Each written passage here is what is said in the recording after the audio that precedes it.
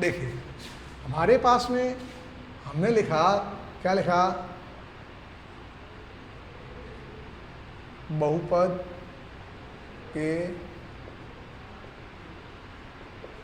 शून्यांकों का योग alpha plus beta कितना लिख रहा है, 1 लिखा है। ठीक है, फिर क्या लिखा,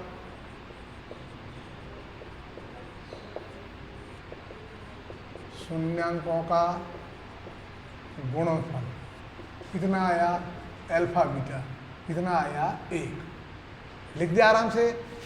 अब आपको क्या निकालना है, और चूंकि लिख दो, हमारे को बहुपद है वो निकालना है। हम लिखेंगे, मालूम है ना, माना कि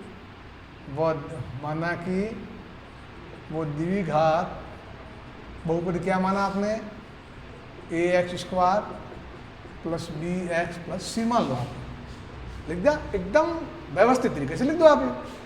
अब आप क्या करोगे, चूंकि वो दो संबंध याद रखो, किसी द्विघात बहुपद के शून्यांकों एवं गुणांकों में दो संबंध है।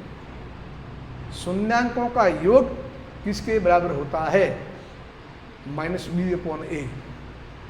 शून्यांकों गुणनफल वो किसके बराबर, c/a। तो आप लिखो आप कि चूंकि alpha plus beta is equal -b/a, और अल्फा प्लस बीटा का मान किसके, 1 है, तो ये हमने लिखा 1। देखो कई गलत, अब ये बन गया समीकरण हमारे, -b/a बराबर 1।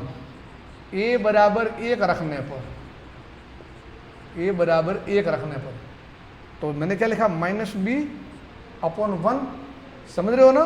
तो बराबर क्या है, 1, या -b बराबर 1 है ना, -b बराबर 1।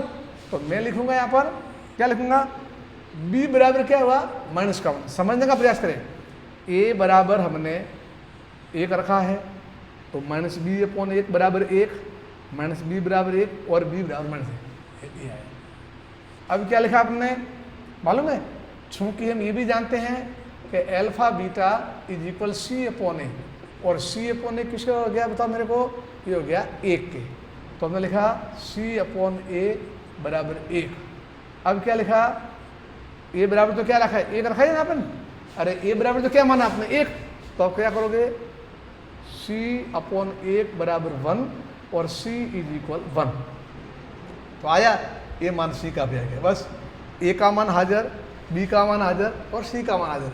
अब तो आ जाओ ना, बहुपद कौन है, तो लिखा ax² plus bx plus c, a की जगह खाली छोड़ो, प्लस b की जगह खाली छोड़ो और प्लस छोड़ो। a का मान कितना बताओ मेरे को, a का मान आपने माना था 1, b का मान कितना है बताओ, ये रहा, माइनस का मान दिख रहा है ना, b का कितना है, -1। c का मान कितना बताओ मेरे को, c का मान अपने आ रहा है, बताओ कितना आ रहा है c का मान, 1, तो ये 1 लिख दिया। अब इसको हल कर दो, कोष्टक खुला तो x² प्लस माइनस x का x प्लस का 1, और ये है इसका आंसर।